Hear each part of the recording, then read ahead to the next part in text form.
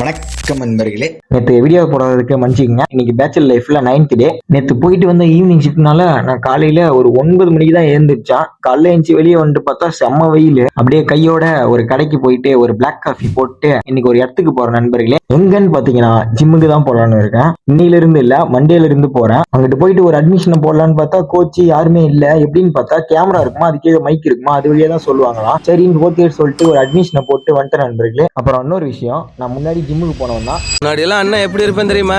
இந்த காலு இப்படி இருக்கும், இந்த காலு இப்படி இருக்கும், இந்த கை இப்படி இருக்கும், இந்த கை இப்படி இருக்கும், இங்க இங்க சார். அப்பனா பால் வருமா சார்?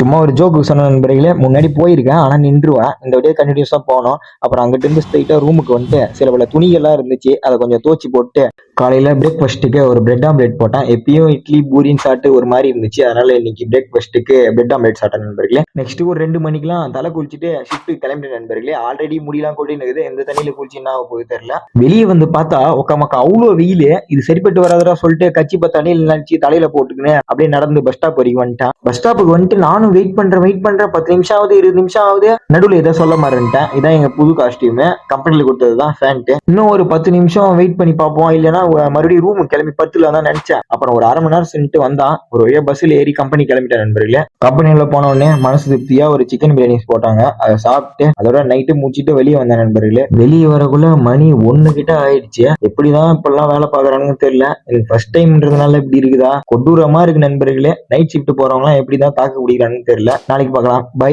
கேட்க மறந்துட்டேன், கொஞ்சம் மறக்காம அந்த ஃபாலோ கொஞ்சம் பண்ணிட்டா நல்லா இருக்கும். பை.